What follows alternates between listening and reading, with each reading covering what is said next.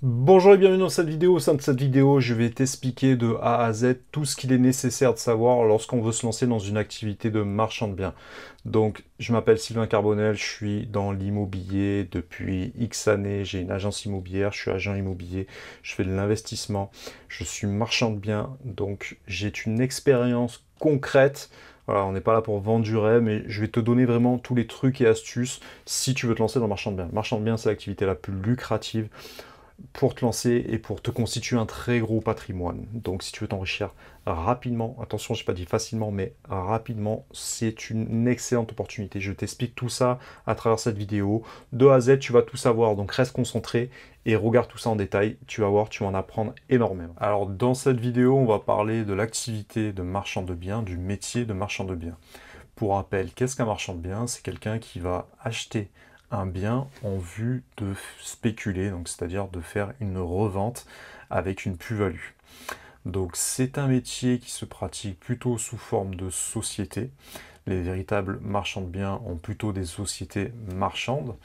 Et sinon, vous avez la possibilité de le faire en nom propre, mais on va dire qu'en tant que particulier, c'est pas vraiment la même chose.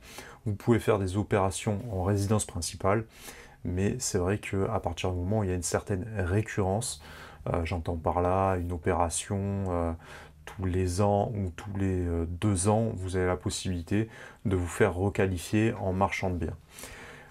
Normalement, lorsque vous montez une SCI, donc une société civile immobilière, donc c'est une société dédiée qui permet de faire de l'immobilier, qui permet d'avoir des allègements lorsqu'on fait de la donation. Donc ça, en général, il faut être au général 2 personnes à l'intérieur d'une SCI, et ça peut être intéressant lorsque vous faites ça au sein d'une famille, par exemple pour la transmission pour vos enfants, ou bien tout simplement pour gérer des biens et lever de la dette grâce à cette société qui est vraiment spécifique. Parce qu'on fait une SCI où si jamais il y a une certaine récurrence à l'intérieur, également vous pouvez être requalifié en marchand de biens. Donc le marchand de biens, c'est vraiment une activité spécifique. Le but, c'est d'avoir des prix en dessous du marché. Et pour ce faire, il va falloir vraiment se constituer un réseau autour de soi de personnes qui vont considérer comme des apporteurs d'affaires. En fait, le nerf de la guerre, c'est vraiment de un, le financement.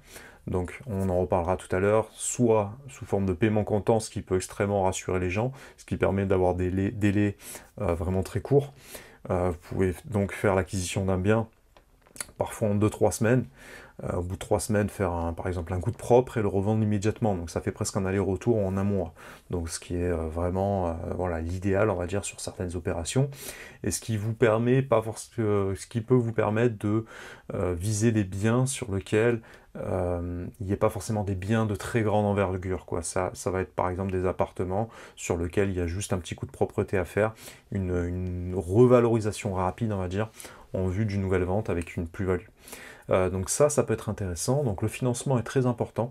Donc les premières opérations marchandes sont un petit peu compliquées parce qu'il va falloir montrer que vous avez une antériorité, une pertinence à aller dans ce véritable secteur d'activité.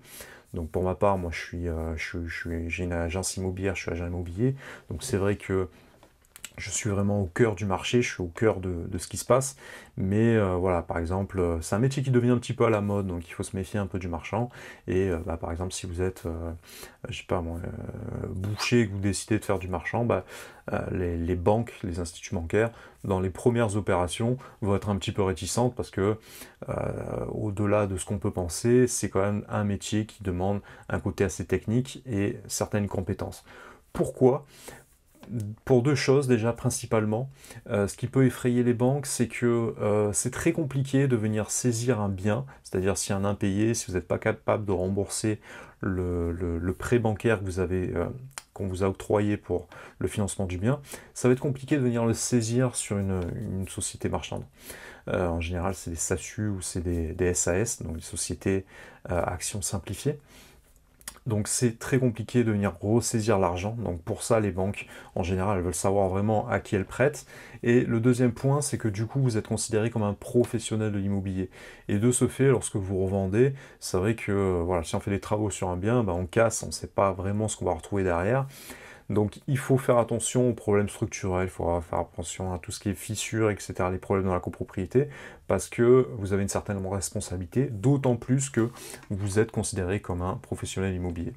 En général, lorsqu'on passe chez le notaire, bon, c'est le cas quand je suis agent immobilier, etc., les vendeurs, que ce soit les vendeurs et les acheteurs, mais surtout les vendeurs, on dit que les acheteurs, hormis des vices cachés qu'ils auraient cachés volontairement à l'acheteur, en dehors de ça, l'acheteur ne peut pas forcément se retourner contre le vendeur parce que le bien est vendu en l'état, il est entre guillemets d'occasion. Et de ce fait, le vendeur n'est pas un professionnel de l'immobilier, donc il vend en tout état de cause et l'acheteur s'engage à acheter dans l'état dans lequel il a visité. Donc c'est important, c'est vrai quand on est acheteur, de bien regarder, au-delà de la confiance, de bien regarder dans quoi on s'engage. Mais voilà, c'est vrai quand on est marchand, du coup, on a ce statut professionnel qui peut également engendrer une certaine responsabilité. Donc ça, c'est à garder en tête également lorsque on se projette vers ce métier-là. Donc c'est vrai que ça demande un petit peu de formation. Si vous avez besoin d'être aiguillé, si vous avez besoin d'être conseillé, si vous avez besoin d'être encadré, n'hésitez pas, vous avez en lien en description de cette vidéo la possibilité de laisser votre mail et ainsi vous allez recevoir des mails de haute valeur ajoutée au quotidien ou en tout cas régulièrement qui vont vous amener de la valeur, des trucs qu'on ne peut pas forcément donner directement sur YouTube. Voilà, pour les fanbases, pour les gens les plus motivés d'entre vous, vous aurez la possibilité de recevoir ce flux. Donc c'est important vraiment de se former de manière générale. Donc moi en tant qu'agent immobilier, au quotidien c'est un métier déjà où on apprend énormément de choses, on apprend vraiment tous les jours. Donc même nous en tant que professionnels, on ne peut pas tout savoir, c'est impossible, mais on en apprend vraiment tous les jours, même si voilà, c'est notre métier. Et en tant que marchand de biens, c'est exactement la même chose. On en apprend également tous les jours et d'où l'importance d'être entouré d'une équipe avec une certaine zone de compétences très large. J'entends par là, il vous faudra forcément un bon notaire, il vous faudra forcément des bons apporteurs d'affaires, agents immobiliers, les gens qui sont dans le milieu, les gens qui sont dans le cercle amical, pour rechercher et pour avoir connaissance des affaires, entre guillemets, en amont, avant tout le monde. Ensuite, il vous faudra des équipes dans le bâtiment, dans le BTP, donc pour retaper les travaux, pour faire des devis, pour avoir un recul suffisant lorsqu'on visite un bien ou même pendant le bien. Bien souvent, lorsqu'on arrive avec un paiement comptant qu'on finance, il va se passer 15 jours, 3 semaines avant que l'argent soit débloqué. Si vous avez la possibilité d'aller sur place et d'essayer de faire des devis avec des artisans, ça peut vous permettre de gagner beaucoup de temps et de préparer déjà, avant même d'être propriétaire, la revente du bien. Donc ça, le temps c'est de l'argent, il faut vraiment essayer de faire en sorte d'anticiper tous ces genres de choses. Il y a une grosse part de logistique. Voilà, on ne vous demande pas de maîtriser spécifiquement en profondeur chacun de ces métiers, mais vous devez vraiment, comme un chef d'orchestre, avoir une vision globale des choses pour pouvoir avancer et pour pouvoir optimiser au mieux les opérations. Évidemment, c'est ce qui peut déterminer que dans l'année, vous allez faire 3 opérations au lieu de 2, ou bien 9 opérations au lieu de 7. Vous voyez, donc en termes de chiffre d'affaires, sur la fin de l'année, ces optimisations vont vraiment faire la différence.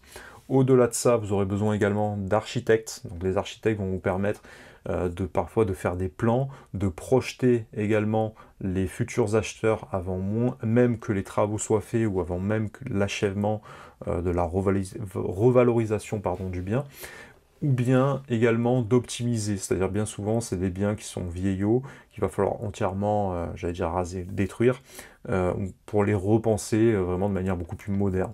C'est-à-dire qu'autrefois on avait tendance à faire les pièces de vie à l'ombre, il n'y avait pas de clim, etc. Donc c'est vrai que par exemple dans le sud, nous maintenant quand on achète des biens, on a tendance à repenser complètement l'optimisation.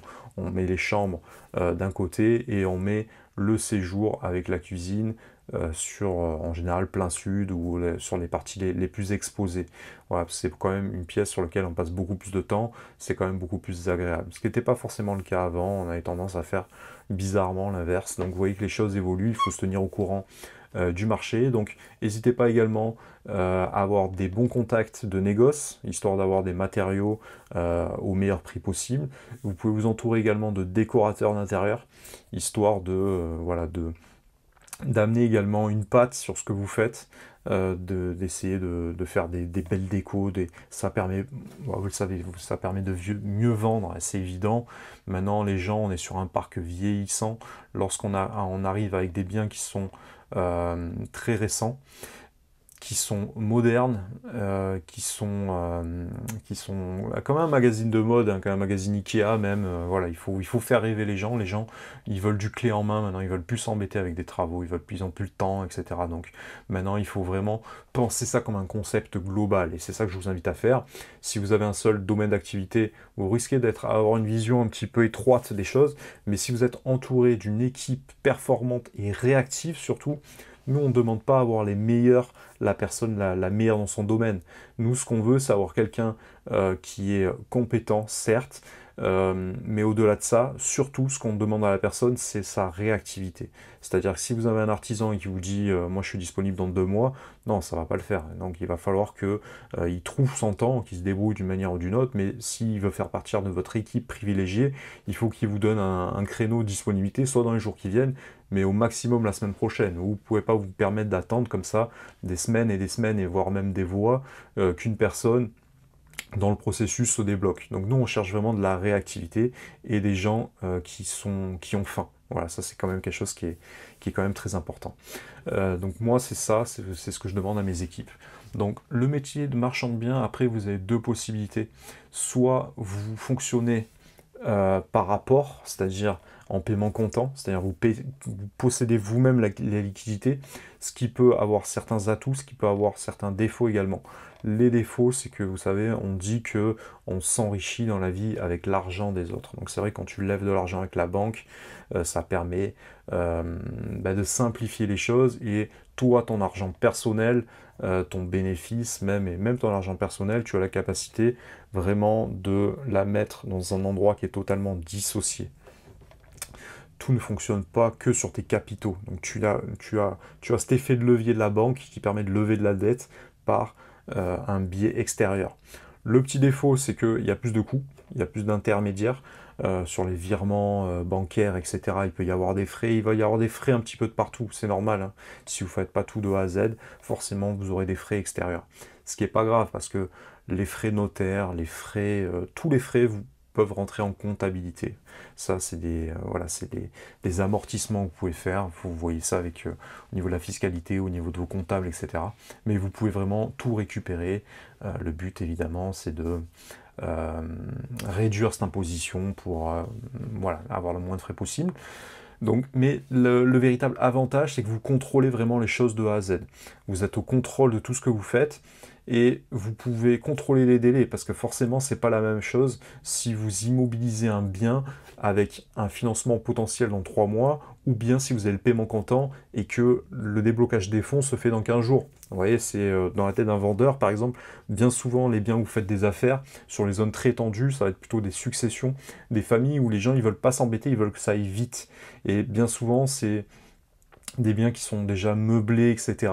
Donc, en fait, ce qui marche, c'est que vous arrivez avec un paiement comptant, donc la personne est sûre d'avoir le financement, elle est sûre de l'avoir rapidement, au maximum dans un mois, et au-delà de ça, vous, par exemple, vous pouvez dire, bon, vous inquiétez pas des affaires, je m'en occupe, faites venir une équipe de déménageurs, faites venir les personnes qui travaillent dans le bâtiment, etc., peuvent s'occuper de tout ça. Donc si vous avez une équipe compétente autour de vous, vous pouvez solutionner les problèmes des gens. Et c'est ça qui va vous permettre de débloquer et d'être en amont et de faire la différence.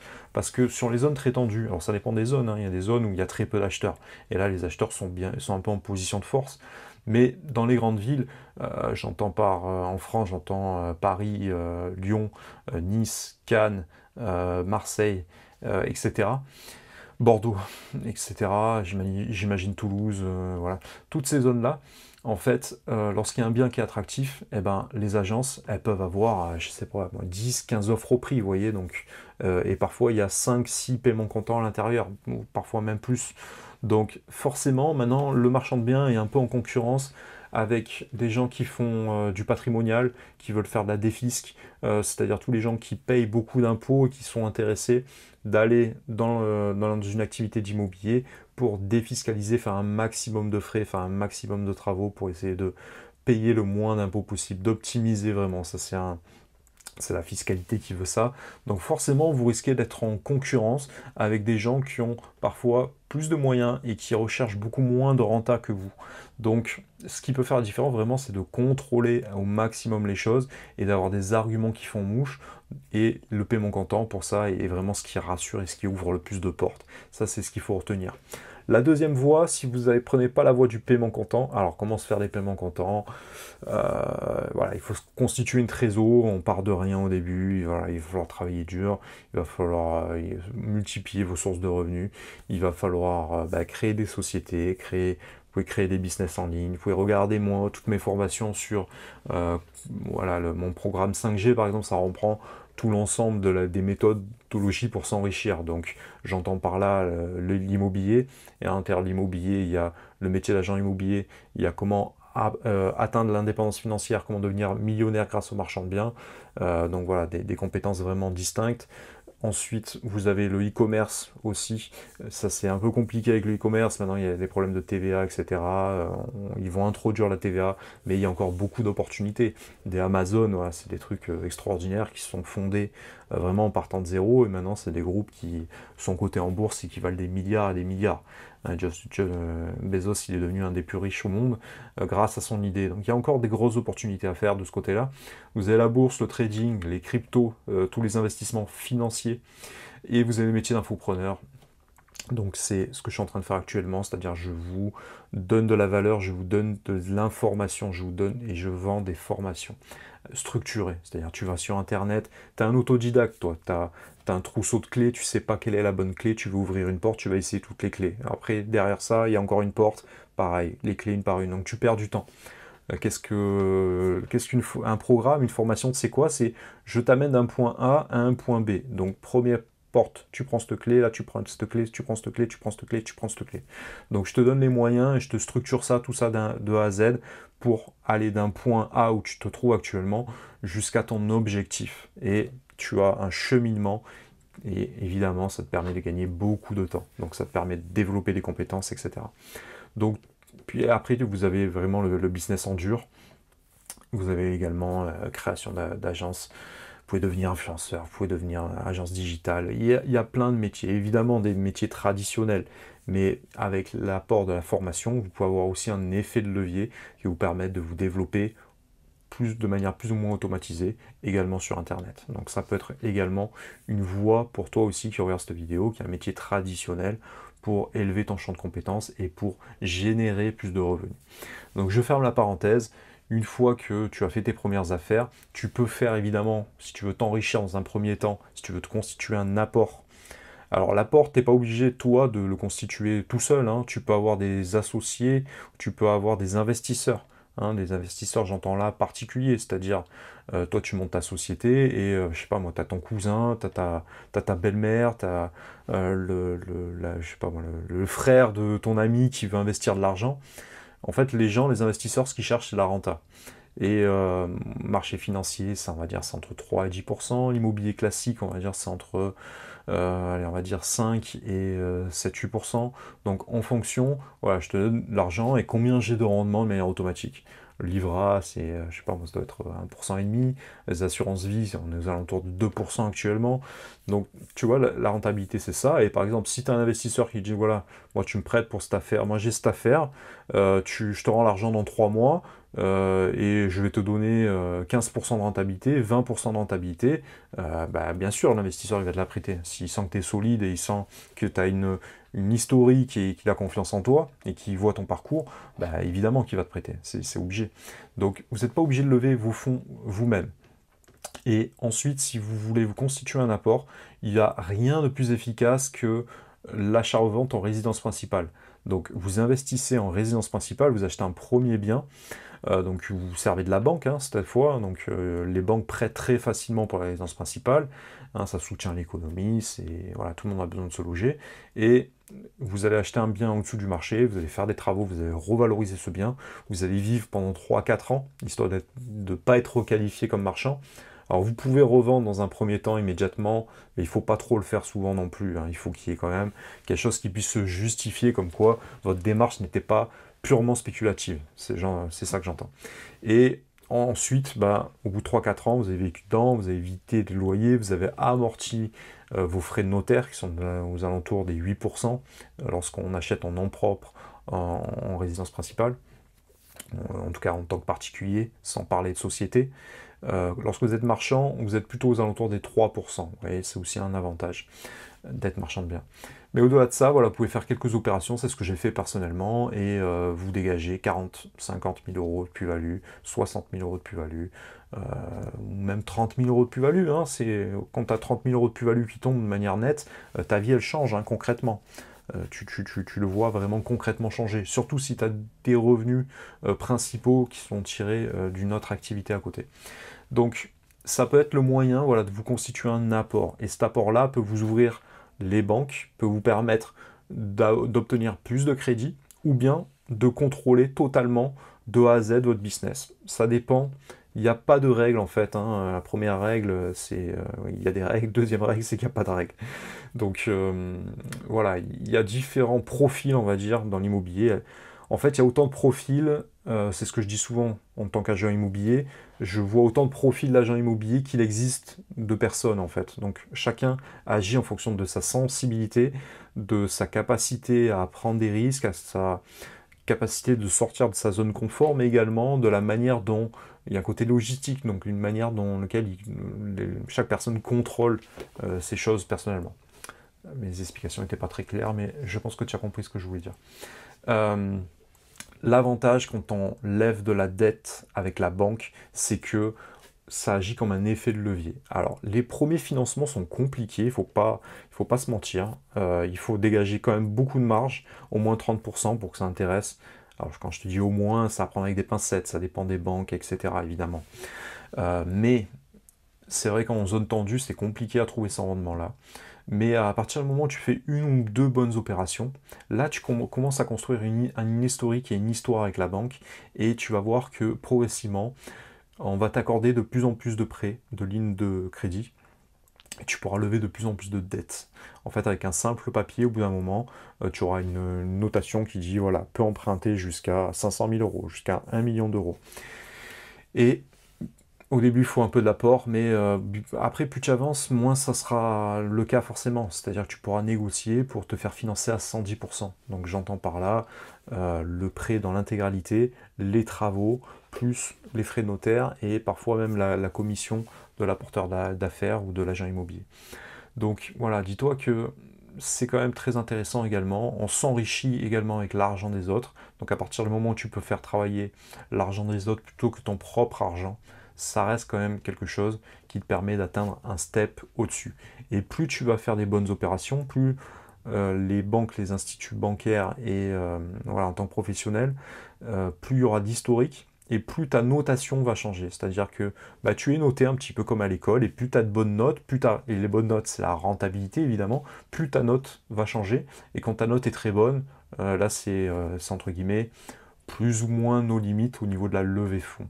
Mais c'est vrai qu'au début, c'est comme avec tes fonds propres, quand tu pars vraiment de zéro, eh ben, c'est compliqué. Là, il faut lever de la fonte, là, il faut vraiment travailler dur. Mais ensuite, quand le système est mis en place, qu'il commence à être rodé, que tu commences à avoir de l'historique, voilà, on va pas se mentir, c'est un métier où tu apprends aussi tous les jours. Donc, plus tu es dans le bain, plus tu es dans le game, plus tu apprends, plus tu es efficace, plus tu vois grand, plus tu vois comment optimiser, plus tu vois des cas différents, plus tu arrives à repérer les bonnes affaires et mieux ça le fait. Et là, concrètement, c'est vrai que c'est un métier.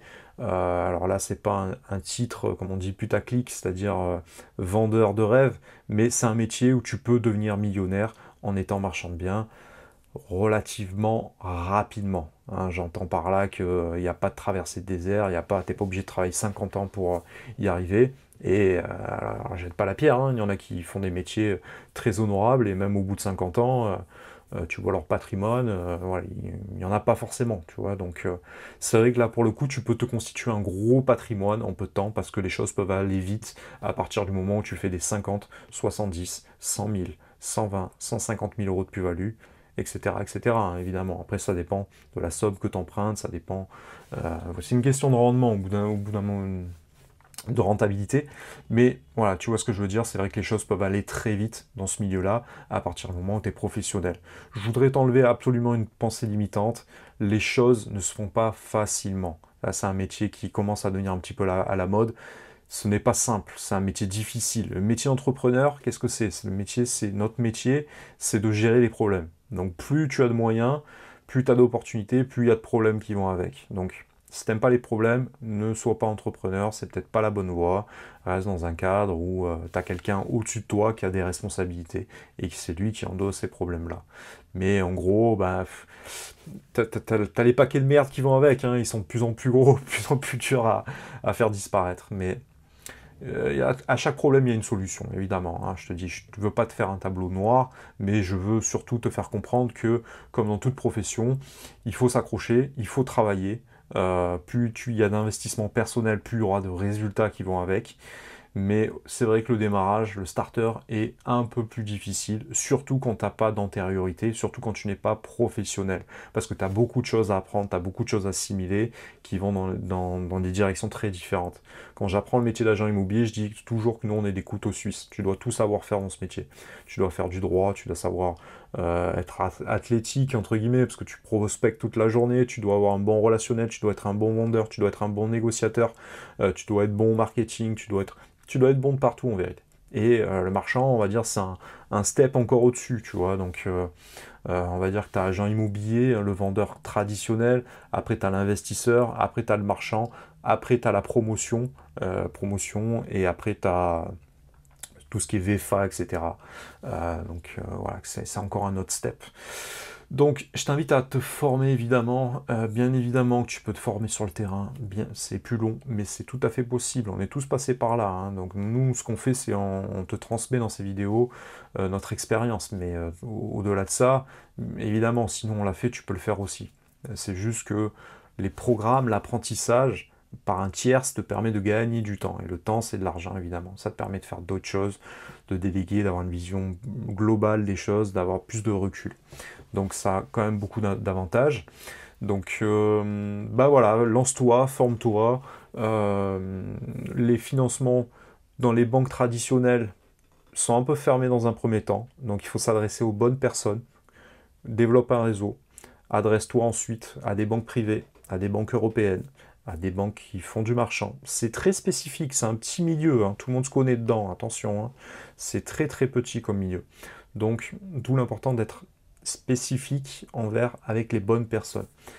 Et voilà, une fois que tu t'es formé, une fois que tu t'es... Bah, lance-toi, hein, tout simplement, tu verras que, à mon sens, c'est... je ne vais pas dire que c'est le plus beau métier du monde, mais pour moi, c'est ce qui m'excite le plus, en tout cas, de toutes les activités que j'ai fait et que je fais. Et c'est, je pense aussi, ce qui a... Alors, de moins en moins, ça devient plus compliqué, en fonction des... Là, on est dans une période vraiment immobilière très tendue, mais ça reste ce qui a plus lucratif et le meilleur moyen de se constituer un très gros patrimoine en partant totalement de zéro. Voilà, ça reste encore possible grâce à cette activité. Donc je t'invite à te lancer dans l'activité de marchand de biens, je t'invite à te renseigner si tu veux en savoir davantage. Tu cliques dans les liens de description, tu rentres ton mail, tu vas être abonné à ma mailing list sur lequel j'envoie du contenu de haute valeur ajoutée à tous mes abonnés de ma chaîne. Il y a également le programme qui est dédié comment devenir millionnaire grâce aux marchands de biens. Moi je suis pas un vendeur de rêve, c'est mon métier, je fais ça depuis X années, je suis implanté, tu tapes mon nom sur internet, tu as toutes les informations qui ressortent, j'ai une agence immobilière, je suis dans le game depuis X années, j'ai de l'historique, donc je peux t'accompagner pour réussir. À bientôt les amis et portez-vous bien.